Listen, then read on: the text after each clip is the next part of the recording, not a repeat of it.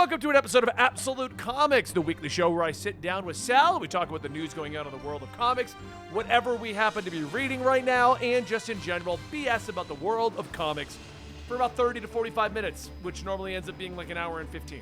Yeah. How are you doing today, Sal? From Comic Pop, check out the channel. I'm doing great, man. How about you? I'm doing good. I am. Yeah. Yeah. All right, cool. We did the catch up now. We did. We don't have any really big news this week. Actually, you know what? Before we go into, I want to talk about the finale to DCeased, but I want to talk about this because Dan put it on here. I'm going to jump to the fourth topic. Excellent. In a recent interview, the Russo brothers, directors of Avengers Endgame, mentioned that the Batman is one of their favorite superheroes growing up. Said if they were approached by James Gunn and asked to direct Batman Brave and the Bold, that it would be obvious. That is not the actual thing that came out. No? I'm going to double check to make sure which version I heard.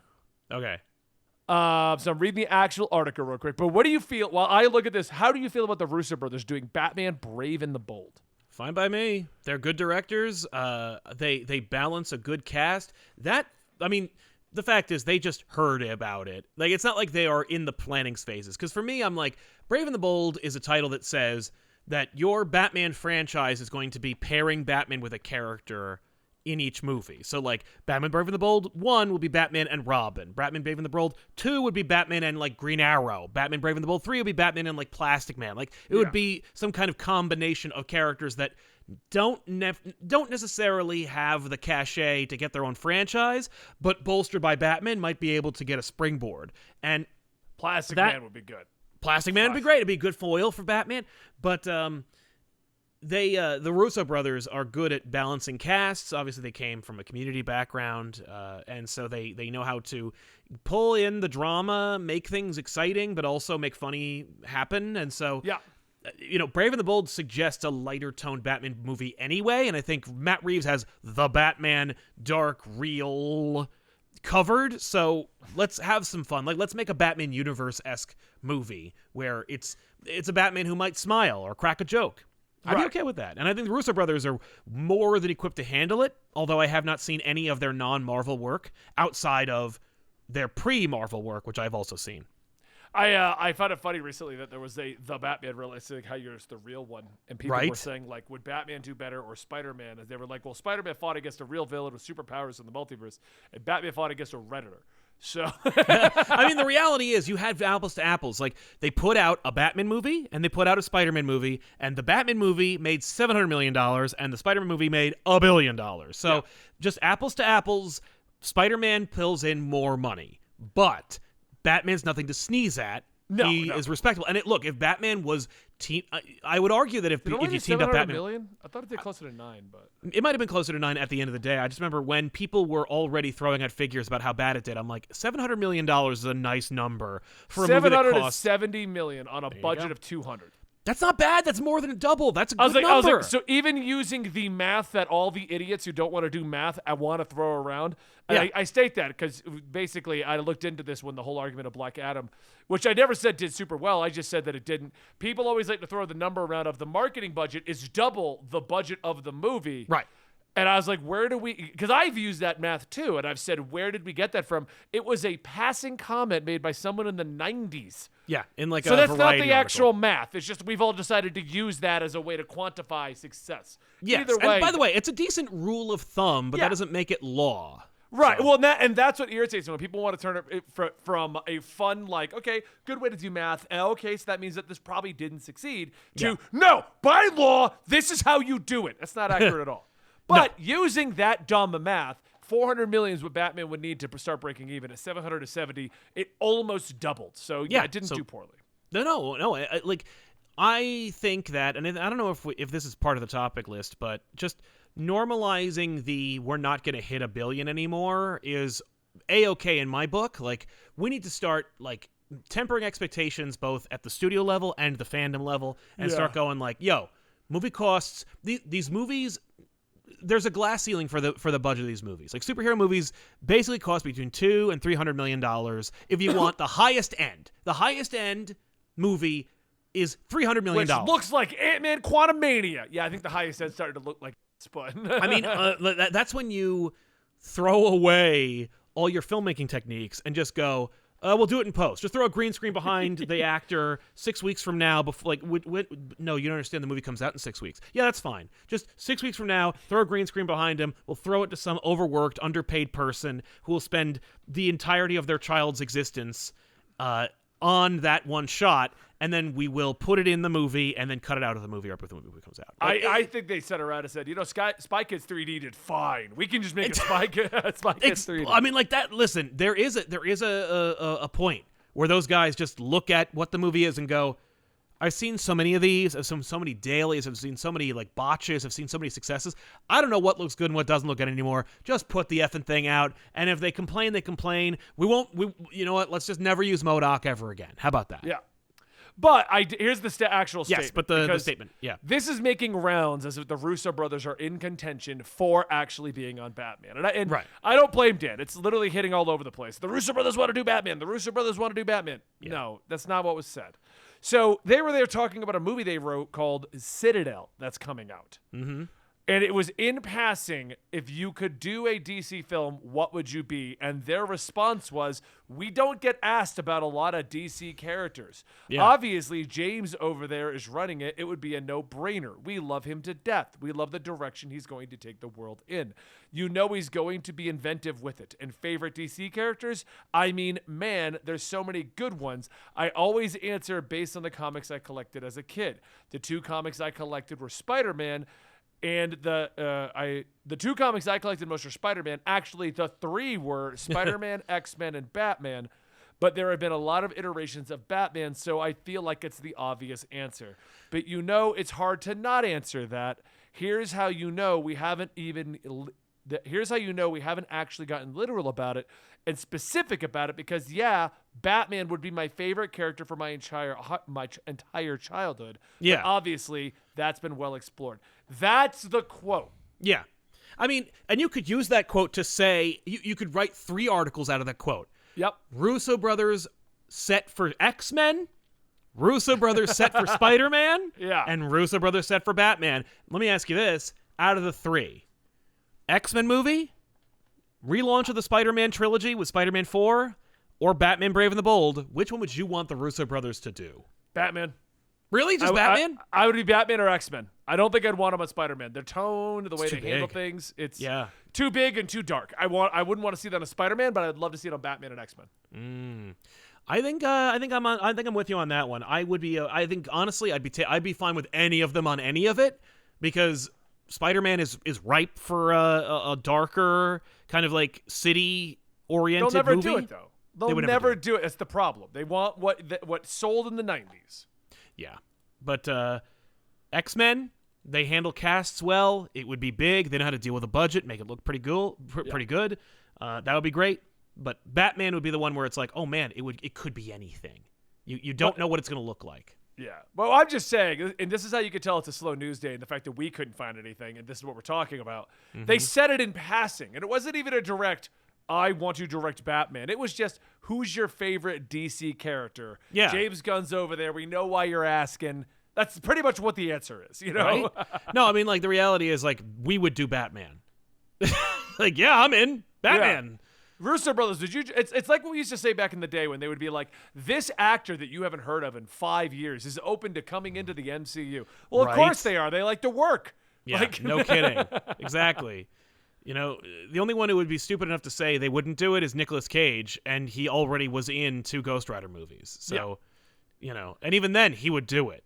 Oh, he probably would, but he's also like, what, 60, 70 now? Oh, I don't want him to be in any of them. I mean, like, but not like I don't like Nicolas Cage, but, you know, like, after Bill Murray appeared in Ant-Man 3, I was like, all right, I'm done. Like, I'm done with these, like, oh boy, a fun character actor shows up in a Marvel movie. They will play themselves in some blue equivalent of a suit. I'm looking at you, Glenn Close. And they don't say or do anything of consequence, have no influence over the plot, and they disappear after 1 movie. Yeah. Oh boy. What fun. I mean, let's go back to the last Thor movie. Who was it that played Zeus that everyone was freaking out? Russell Crowe. Oh, Russell Crowe, yeah. And it was like, cool, he was Zeus, and that's the end of that. Yeah, he really hammed it up. Like, he really effed up that role, and not like it was. The reality is, everyone effed up that whole movie. Like, it wasn't like, oh no, Zeus made Thor 4 unwatchable. No, the Thor 4 made Thor 4 unwatchable. You know what I realized now at the end of Thor 4? I remember two things from an entire movie and experience: Jane and you snapped too hard. Oh. And that was it. That's all I remember from that whole movie. Every time I think of Thor: Love and Thunder, I think of like that devastating interview between Tessa Thompson and Taika Waititi when they're like making fun of the FX department. Like, I honestly, like, I every time I think of that movie, the first thing I go to is like a huge actor associated with the movie and the film's writer and director just crapping all over their own movie. Yeah, and I'm like, I mean, like, I was gonna do that anyway, but I didn't expect you guys to join in on the fun. I mean, you have a stake in this, and I'm very happy to see. What was it? Hemsworth said something like, "We're not doing that anymore. If we did another Thor, it would be completely different." I'm like, well, the problem with that one is, good. As more stuff got out, it just turns out that no one was keeping Taika Waititi under wraps. Apparently they were writing it as they went. Like, this will be a great scene, and they just did it like that. You know? Yeah, that sucks. Can you imagine being Natalie Portman? You know, you take yourself incredibly seriously. You were in one Thor movie. No, I'm sorry, 2 Thor movies, and you kind of regret being in them, and you didn't come back for any other Marvel appearance whatsoever. They finally lull you back in, and then you're on the set, and you're like, okay, by the way, I didn't see the call sheet for today. And they're like, oh, yeah, we'll figure it out. But, like, what do you think would be funny in this scene? She's like, what do I think would be funny? I think it'd be funny if, an actor who was making, like, I don't know, $30 million to be in this movie, and a director who's making $60 million to be in this movie, made up the movie as they went along. That'd be pretty funny. Now, I'm going to go make Annihilation 2. Like, call me when you're awake. So stupid. Before we go to the next one on our topic here, I did want to bring up a comic that ended today. And I'm going to spoil the ending for you and anybody who's watching, so be aware of this if you're watching live, because this episode won't go out to the weekend, so it's safer. But it's the finale to DCeased. It finally came to its conclusion. Mm-hmm. And I wanted to see your thoughts on issues 1 through 7, and then just tell you how it resolved. And I was not a fan of War of the Undead Gods. I'll just say it right now. Overall, it felt very much like we were just pushing it along to get to this conclusion. Yeah. Like, it didn't feel like the same as it did the first 3 of them, where it was a lot of character development and a lot of reactions. This was more like, and then Darkseid became an anti-life equation, and then a Yellow Lantern, and Kara Zor-El is here, and then there's the Black Racer, and then they're all here, and it was weird. What did you feel about this one? I enjoyed it just as much as I enjoyed all the other ones. I like DCeased. I like it because I enjoy the fact that it's like, it dips its toe, maybe even wades head deep in the waters of misery and cynicism and darkness, but also isn't afraid to come up for air. You know, like, it's DC zombies, right? I mean, and everybody looks at this not unlike Blackest Night, but Blackest Night was in continuity. But you look at like Marvel Zombies. I think that was like an edgelord wank fest. Like, I really don't like Marvel Zombies. I think Marvel Zombies is like, oh, let's see what else we can make fun of about the Marvel universe. I think Marvel Zombies was great on the first chapter. But even then, it's like it is meant to be funny while also being incredibly dark. Right. Like, it is the blackest humor you can get. Whereas with this, like, the situation is dire, but the heroes never lose sight of themselves. It's not like they go, and Superman, there's a sequence in, I think, DCeased where, like, he just looks down and just burns, like, people, just so much people. But it's not like Superman cracks the earth in half and, like, eats everyone, or, you know, it's not like it's... Yeah. There is hope to be had, and people are striving, and the characters themselves are true to themselves. So it's not. I don't have to be afraid to hope when I read DCeased, which I really appreciate. Marvel Zombies, I feel like it was just one of those, like, oh, it's doing well, keep it going, even though we no longer have Robert Kirkman. Right. Because he definitely just did a 6-issue fun thing, and that was the end of that. Exactly. He was out. But in DCeased, I liked the first batches better. This one just felt like it was rushing through everything. Okay. Like, it was like a big bang finale. Like, oh, I got to get Superman back. I got to get Darkseid back. I got to get everyone changed over. We're going to find out what DCeased is about, which was the Erebos. It was that they're going up against that. Yep. So the way it resolves is it jumps forward like, probably about a week or something like that, or maybe at least a couple days. It felt a little jarring. I thought maybe I missed an issue. But it jumps forward to Damian and Vic are trying to figure everything out. And the plan is basically that they're going to distract Erebos while they get inside and they release the life equation. Okay. And the life equation is embedded in Cyborg, and we discover that Cyborg has been hacked by Batman forever ago, and Damian took the life equation and brought it into himself. Okay. So that he can be the sacrificial person while they make a big stand about Ares and the god of death are going to fight Erebos and all these other things. All right. Damian goes in there. Everyone is fleeing. He's now the Light Knight. Okay. Which is like the worst name ever, but it was okay. It's just like a white Batman suit. Yeah. And then he's basically going to explode with life energy inside of the god of death and end all of this. Okay. And it was a sweet ending, it was, but it gets a little bit better because Alfred, as the Spectre, is allowed to be unaffected by this explosion. Right. So he takes John, and John and Alfred are there in Damian's last moments, and they all sit down as Damian is dying, and they all just have some final moments at the end of the whole thing. That's nice. And that closes out. Like, it was a sweet and a definitely worth reading ending. Wasn't like, oh my God. It was just, we've reset everything, and we're good. We're back to normal. So yeah, well, as normal as it can be, because they got 2 Earths, they have a bunch of dead characters, they have a bunch of like new legacy characters or characters who have ascended to new like heights. It's like there are stakes, and they follow through on them, and then undo them sometimes when it's convenient. Like we got to save Ollie, obviously, but like. I'm okay with it. I like that ending as much as I haven't actually read the whole issue yet, but I mean, I basically just surmised the whole thing. I definitely, it's definitely, I didn't want to go too deep into it, just to give you how it ends, but there's still something for you to read and enjoy. Yeah.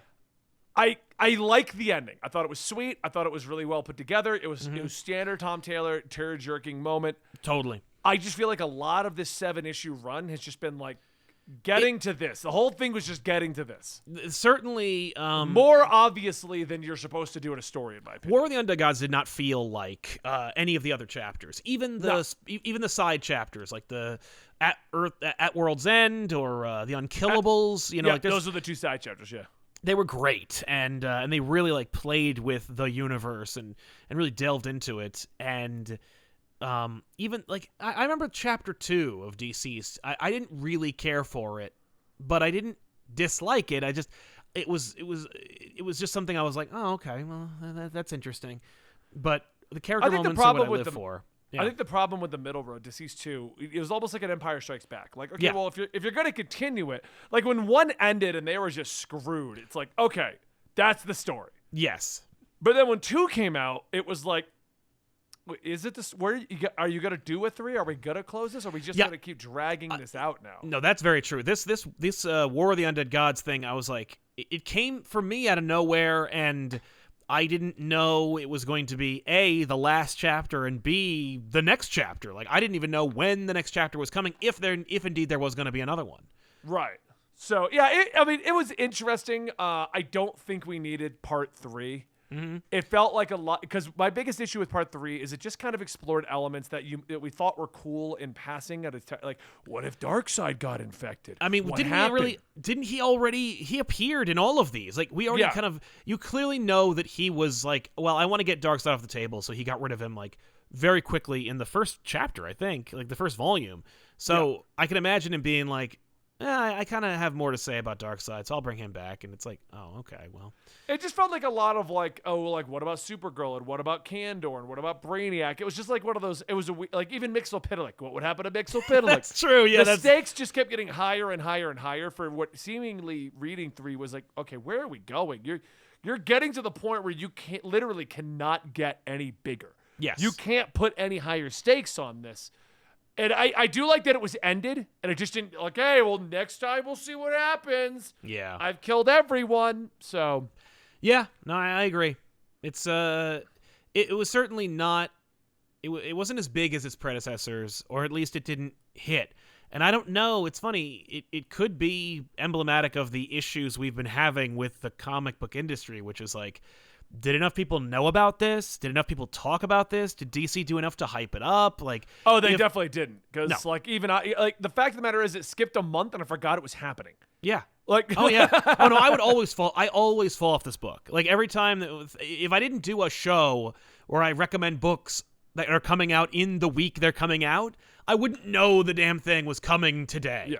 And it's just, yeah, no, DC and Marvel are both like just doing a really bad job. But also the problem is the audience is getting very complacent and comfortable with not being told and not being informed and getting cynical about it and being like, just kind of resigned to not being informed and then just kind of like letting it fall by the wayside. Although I would imagine the majority of readers of DCeased aren't online, aren't on Twitter, aren't on Reddit, aren't in this chat.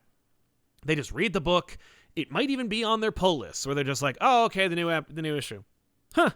Okay, and then that's it. That's like their whole existence for them, but their dollars are the same currency as our dollars. So, it's just that people are not as fired up as it appears on social media. Yeah. It's just a lack of marketing. Like it's the same issue with White Knight 3. White Knight 3 was awesome and it did an amazing place, but like no one talked about it. Nobody talked about it. Nobody pimped that book. Nobody sold that book. Like you saw occasionally see Jean Gordon Murphy himself like come out of the woodwork and talk about it, but even then like it was just him in his office being like, "Hey, I'm really excited about this book." And it's like that's not enough to sell the book. Like you need teasers, you need promos, you need trailers, you need creative talent coming out and being like, "Hey, give me $7." Like you need. They didn't even do those like weird trailers that they do once in a while, Marvel and DC, where they put up like them animated panels. They didn't even bother with that. No. And I imagine that with DC, they're like, well, that's an imaginary story. That's not worth the effort. No, when we do something like I don't know, the Dawn of DC, we'll do a trailer and it'll look like. Did they do a trailer for that? I think they did. I want to say there was a trailer for Dawn of DC, but. Maybe it was for something else. Yeah. I'll look that up, but let's move on to the next topic here. Yeah. This is interesting. So Chip Mosher, if you've been on the Comicsology scene for a while, you know that name. That's the guy that sends every blast of email out. He's like the CEO, then he became the creative officer. The guy that got Comicsology where it was, basically. Mm-hmm. And David Steinberger, a name I don't recognize, but apparently was a part of Comicsology. Yes. are launching Distillery. A new comic publisher doing things digitally. Yep. What? Yeah. Now, okay. On the name and what is this? Like, right. There are a couple of Bleeding Cool articles that kind of like break it down for me in a way where I'm like, wait, what? Because there are their debut was an article in the New York Times. Okay. So clearly they used some of their like Amazon cachet or some friend or contact to get that announcement in the New York Times instead of it being in like the usual comic book trades. So CBR. Yeah. Right. CBR et al. Like, and the rest. But they're clearly sending a message by having it break in the New York Times by being like, hey, we're a little more hoity-toity. We're a little more high class, a little upper echelon, because we don't want to get lumped in with things like Bad Idea, who don't mind getting their nails dirty and going like, we're selling you rare comic books. We don't care who we piss off when we do it. Is anybody paying attention? Does anybody see what we're doing, please? Look, I like the Bad Idea guys, and it might be because I love have those guys stuff coming out with them real soon, so I'd like to not badmouth them, but I have said to their faces a few times, some of their marketing tactics, it's like, what are you doing? Listen, when I get emails about their donuts, I'm like, what are you doing? But at least they're marketing. It Yes. might be silly, it might be antiquated, it might even be inappropriate, but it's at least trying to be noisy in a space where noise is the currency. Makes sense to me, but Distillery is like, no, we're not that, we're this. And they pulled a cadre of talent, the likes of which you would immediately imagine if you had any knowledge of the Substack situation. You'd be like, anybody from Substack who was happy to get a big check for backing a thing that comic book readers would never back are involved in Distillery. And here they are. And it's I'm like... looking at the name. The only one on this article, though, is Neil Adams. Well, Neil Adams ain't alive anymore, but James Tynion IV, Scott Snyder, Jamie McKelvey, Jock, Joel Jones, Tula Lote, okay, never Becky mind. Cloonan, It's Lee saying how Garbett. Neil Adams started for lobbying creative rights and stuff. He like did, that. and that's cool. Like, no, Neil Adams was definitely a proponent of creators' rights, and that's what the distillery is trying to promote. They're like, everyone who is involved with distillery, and if you are lucky enough to get to hang out with us, you will create a book, and you will have equity in the company, and you will get like revenue shares from sales of the book. Okay, I mean that's how it should be. Right. Absolutely. Well, except, okay, so as a guy in an industry where we get a revenue share for YouTube hosting our videos, yes, I feel like that's how it should be. 100%. Yeah. And it's funny how the big two, more specifically Marvel, when there is an opportunity for a revenue share, Marvel will err on the side of just going like, well, then just don't do that. Like, there is, okay, really quick, like Malibu. When Marvel acquired Malibu after like a year of publication, Right. The deal at Malibu was revenue shares, was equity in the company and in the sales of your books. So if your character appears or sells in a thing, you get money. And those creators are all still alive. One of them is a massive pervert and creep. Let's not get into him, but that's one reason why one character does not appear at all at Marvel. But the reason why none of them appear at Marvel is because I'll bet that contract is still in play, and they're like, nope. Like, why would I ever publish a book that only makes a certain amount of money, that will probably only make a certain like echelon of money, and then split that money with somebody when I literally could publish any other character who will get a movie, and that movie will break $500 million. Well, hasn't that been our theory on Static Shock? Static Shock has not, because technically that every time they use them, they got to pay royalties over to the what's the name of the company? The McDuffies. McDuffie's, Milestone. exactly, yeah. But like the reality is they fixed that. They figured that out. They fixed it. Like, and when I say fixed it, I mean they did a lot of like legalese and payoffs, and they figured it out. But everybody got their money, and now Milestone is fully functional with DC in tandem. I feel like there's nothing stopping them from doing anything with Milestone now. But it's now, why it took except they this don't want long. to. It seems like. Well, I think that you know who I noticed not on Donna DC? A Static Shock book. There is a Static Shock book. It's just it's is part of the still Milestone. going?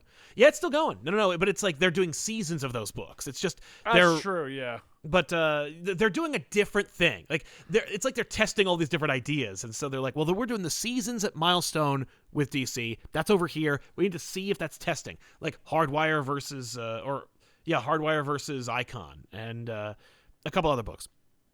But yeah, Milestone was like that. I think now it's pretty much on lock. But I am annoyed that there isn't a full integration, although I do appreciate why Milestone should be over there. But yeah. Okay, I just pulled a Milestone. Apparently they're prepping for their next big push. They got a lot of creators on board here. Oh yeah, weren't there there were movies involved? Like they were gonna make animated things about them. But yeah, with Distillery, here's a little breakdown. Like really quick, I'll just read it. Steinberger says that creators of comic books are, quote, famous for being mistreated by publishers. The founders of Distillery will retain ownership of their characters and concepts and have equity stake in the company. Distillery will produce oversized print comics and collectibles and vinyl figures and posters and will only offer comics digitally for limited times only, at which point digital comics can then be resold from the owner to another person as collectibles in themselves, with a portion of resales going back to the creators. Which people are kind of saying is sounds like an NFT situation. However, there's another article from Bleeding Cool that says no, they're not NFTs. Rom V himself said no, it's not NFTs. We're not doing NFTs. Talking to Forbes, Chip Mosier said a higher price means higher margins for the stores, but also the digital issues limited in distribution for only a week. Issues will be fully owned and resellable through Distillery's, quote, trusted digital platform, which co-founders say does not involve a blockchain component.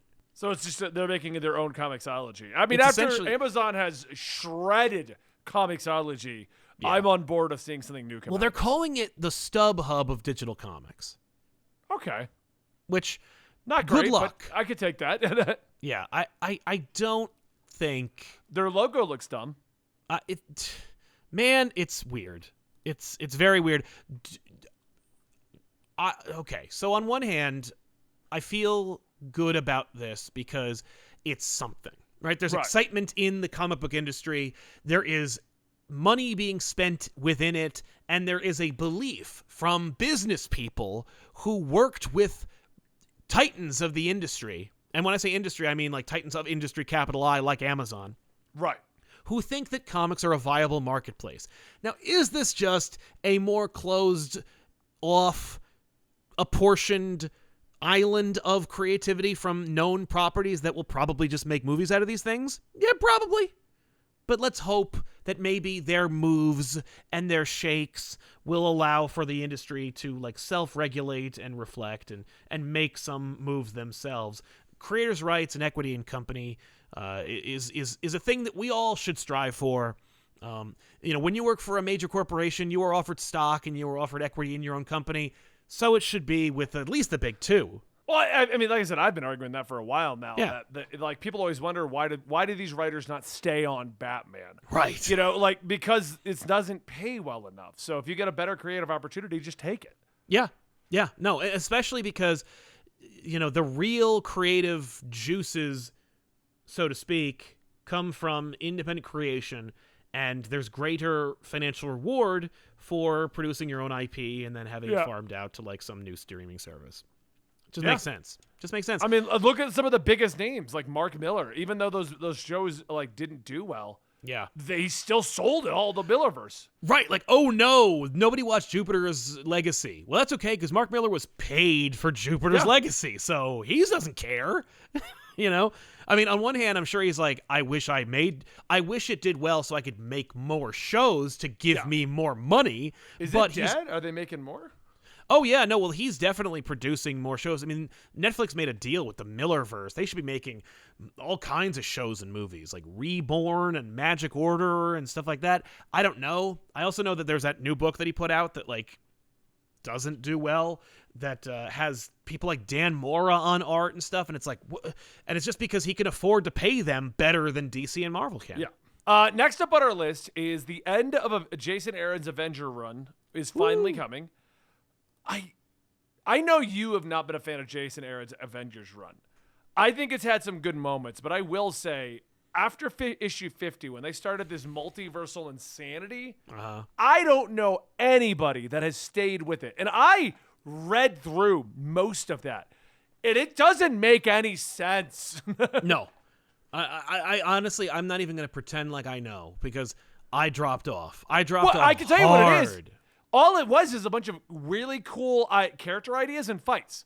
I kept reading it, and the big thing was, okay, Robbie Reyes is trapped in another world. He's teamed up with Deathlock. They're finding their way back. Oh, no, we have weird people from other universes like Ghost Rider, Green Goblin, and stuff like that are coming in. And it was just a lot of fights, which also resolved very kind of weakly, where it's like, and we win.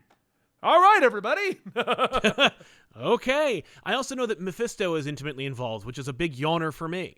Mephisto was causing it all, and I forget what his motivations were, but he was the one that was like smashing the worlds together to create this universe. Right. But like, why? Like, why would he care? It got so. I've never read a more convoluted story in comic books at this point, and I've read a lot. Yeah, I'm currently reading Venom. You're like, I'm the Comicstorian. I would know. But I mean, like, I think I read Heroes Reborn, and I was like, what have you done?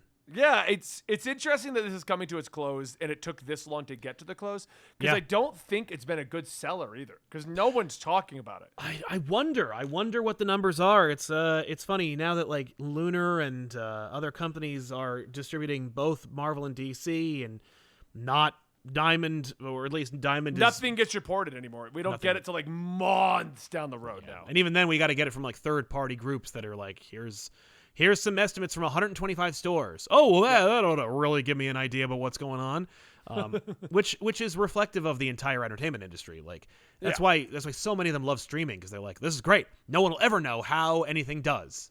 Even the actors don't know how well things are performing. I mean, that's the Black Widow lawsuit, but whatever. Yeah, damn right. Good so for yeah, her. this is gonna end, and I think Jed McKay, the chat is saying, I think Jed McKay is handling the Avengers run now. I'm excited to see, because I just did a video of the problem with the MCU, and I managed to not talk about visual effects and over bloated amount of stuff. I talked about what you and I have talked about, where I think the problem is more there's no through line, there's no story, there's no hero to follow, stuff like that. But I did mention in that Marvel itself feels so disjointed right now. Dark Web is over here. X-Men are over here. The Avengers did this over here. And then they're like, oh, do Axe. It'll bring everyone together. Yeah, but there was zero build-up to Axe. Yes. And then when Axe resolved, it affected the Eternals, and everyone else forgot it was a thing. Yes. Like, yep. Oh, yeah. That's how Marvel is right now. Whatever happened to the days of, like, King in Black is the last one that did it, and even that was kind of weird. It was just everyone fight a symbiote.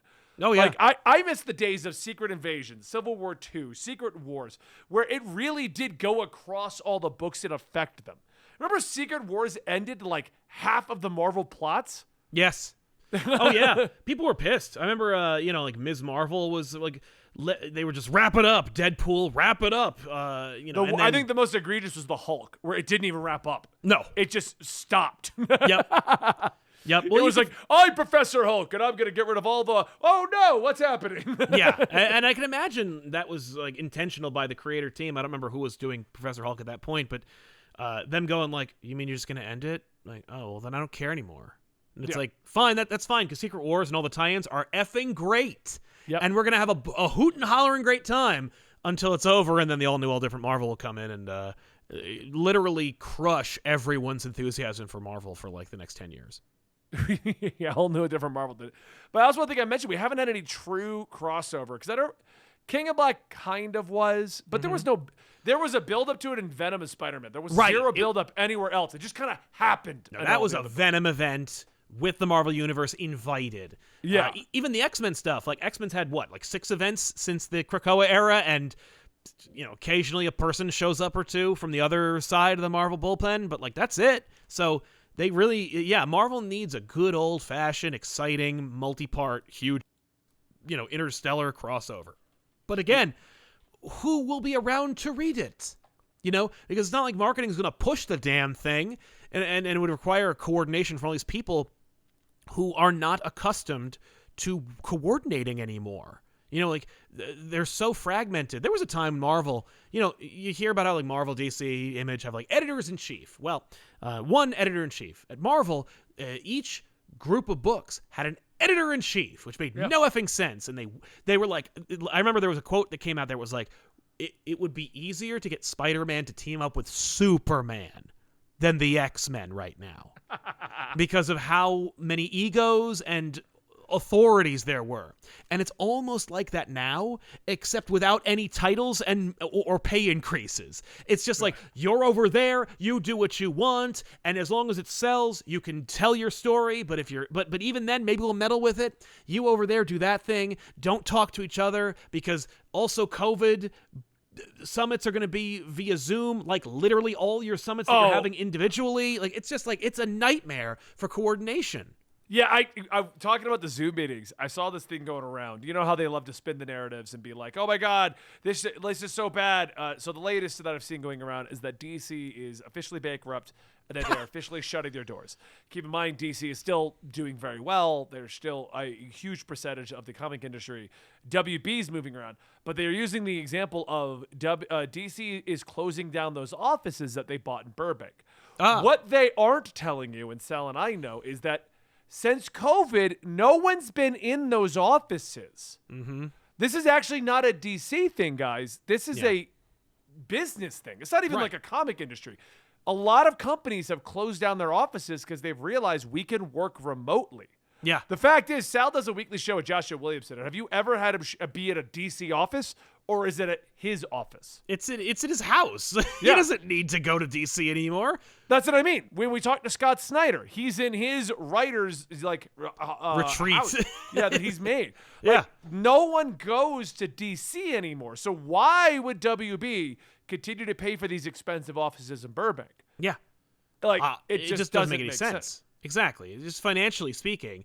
And it's not, and that doesn't mean that they're out of money. It just means they're not stupid with their money. Yeah. Why keep offices? Yeah. Like that's just the modern day. I mean, when Sal and I started this show, Absolute Comics. Yep. We were trying to get the highest quality human possible. So I would go to our studio and Dan would film us on the best camera. And Sal would do the same thing at his studio. Yeah. You know, he would do it yourself, but we did all that. And then we just started, let's just go home and do this at the house. Right. Like, because COVID's here. Why am I spending money for this? For the same setup I'll have. Thing. Yeah. It's just how the industry is going, but just going back to what you're saying about not going to the offices and doing everything in a Zoom meeting, which is making everything hard to coordinate and go with. They need to figure out how to work under this environment. You're not getting them in the office anymore. That's why I'm actually excited about Dawn of DC, because it looks like it's Joshua Williamson and Tom Taylor just being like, we got this. Right. We are going to dictate the comic. Yeah, but even then, like and Joshua Williams is like, you don't want to get on board? Fine, I'll write that too. Then I'll just take that book and write it myself. That seems to be where he is at this point. But like he's like half of DC is Joshua Williamson and Tom Taylor. Yeah. The thing is, neither of them are editors. Neither of them are editors in chief or presidents or publishers. So like they could dictate the line by writing what's happening, but they also can't tell anyone what to do, and they can't tell the hires up. Like, they're not the hires up. They have everything they do have to go through people, and they have to be coordinated, and they have to be approved. They can't just say, ladies and gentlemen, this is the next year. They can be part of it. They're like, oh, what's happening this year? And I know that's the conversation where it's like, what's happening this year? Like literally, what are we doing this year? Because they're writers. They're just part of the process. So, you know, that kind of leadership is necessary, and it needs to be expressed and coordinated throughout the line. Everybody needs to, like, Marvel especially after the fall of X, and they probably get like a 35% drop off of readership when they go, oh, the Krakoa era has officially ended. Everyone to go, ah. I mean, the reality is, you don't write monthly superhero comics with jumping off points in mind. You backload another jumping on point. You give them another, it's like selling stocks. You don't take their money out. You tell them another great idea, get them back in, give them your money, and then put it from their pocket into your pocket. That's how they build it. And it's like, they need to be able to coordinate and go, this is the line, ladies and gentlemen. This is the plan for the year. And I don't care what the Twitterverse says, because according to Twitter, Spider-Man sucks. Yeah. It's still in the top 10, though. According to sales, Spider-Man has never been higher. Or at least, no, that's not true. But it hasn't been higher in recent years. It dwarfs the Nick Spencer run. Yep. And I mean, people are buying it. So, stop taking your P's and Q's from a social media platform and instead just look at your internal data, which they have. I'll give you an example, because Tavi wants to try and argue about this one too, but everyone loves to argue that John Kent is getting canceled. John Kent isn't selling well. John Kent's still in the top 50. Yeah, what are you talking about? Yeah, John Kent is still selling very well. It's frustrating for people. If you're in the top 50 out of an industry that has an average like 250 to 300 books a month, you're not doing poorly. Like, yeah. I don't think there was ever any hope of a Superman book breaking the top 10. Because that's dominated by Batman, Spider-Man, and whatever's going on in Justice League and Avengers. Right. That's just what it dominates it. Yeah, exactly. Now, I could see people But just using the same example, people are using all their data off of other things, like going back to, I heard they're closing down the offices. One guy says because they're bankrupt, so now the internet's like, whoa, DC's look what's happening. Let's ignore the fact that COVID happened and everyone moved to Zoom. Let's ignore that. Right. And you don't need people in the office. Like, you just don't. And unlike your job, and I don't mean you, I mean like viewers who work at an office, this is a creative field where it actually would be smart to not have people come in. The egos are just as massive as the ones in your office, but these folks are also like, I don't want to have to go sit, because they're in Burbank. They got to get on the 405. They're going to have to drive 3 miles. It's going to take an hour and a half to get there. Why would they bother? So, but anyway, I mean, that's kind of where we're at. I do want to state, like, we don't fully know the deep and integral part of any company or what's going on. No. We're just going off of the data that we receive. Now, does that mean that it's all going to be here in 10 years? I don't want to sit here and be like, you're all stupid. You fools. While I think that, at the same time, I have as much data as everyone else does. Exactly. So Yeah, we're all working with the same information, but it's all about right. It's just it depends on how you want to spin it. right. Because It is all you about can look spin. at the offices closing down and be like, oh my God, DC's in trouble. Or you could look at the offices closing down and go, or they're just catching up with the times and realize that all of the writers and everyone aren't there anyway. Right. Maybe you should take that as a sign that you could bring it to your bosses and coordinate with your local employees and go, hey, we don't need to come into the office anymore. Look at all these other companies that are shutting down their offices and saving money and giving people time and comfort. Especially in a company that is literally doing everything they can in their power to cut costs. I mean, this is the company that is merging Discovery Plus and Max. Oh my God. Yeah, they're dropping the only thing that has any like cachet in the company's name and just calling it We don't want you to think we only make prestigious shit. We want you to know that we also make 90 Day Fiancé. We make garbage too. Yeah. We make trash. Don't think that our name is so pretentious that we don't want you to spend your money on it. Trust me. We want your money. Data in our chat here says working from home in your pajama pants is the new American dream, and I will state this is my work attire most days. Like, yeah, just the comfiest of pants. See, I have to go to the studio, so I have to put on pants lest I get pulled over. you don't have to put on pants. Well, again, I don't want to get caught. You could also come in your studio since you're the only one there. Just take them off at the door. Walk around in your boxers. That's true. I do have spare pants that I could put on if I want. My studio pants. I should do that. Anyway, it's all just a mini rant in the middle of that. Last topic we're going to talk about today is the return of Alpha Flight. Yippee. All right, cool. So that has been Absolute Comics today. Thanks a lot for watching. I have nothing to add to Alpha Flight. That probably is the end of this. Good for them. I hope it works out. Yeah. I'll give them 6 issues. Ooh, let's take Not that I'm going to buy it. I'm just saying. If they I make bet it 6 issues, I will make this a fun bet. I don't want to do anything too crazy. No, it's like I will get a Sasquatch tattoo on my calf. Nothing like, too crazy. But we're going to San Diego most likely, so Yes. we should. Okay, how about this? Because this will be at the August. So next year's San Diego, next year's, if it goes 6 issues, I will buy you a dinner. And if it goes to 12 issues at least, I'll owe you a dinner. Deal. Okay, works for me. Cool. All right, guys. Thanks for watching today's Absolute Comics. Don't forget to like, subscribe, hit that notification bell. Give us 5 stars here on Spotify if you're watching. And we'll see you guys next time right here.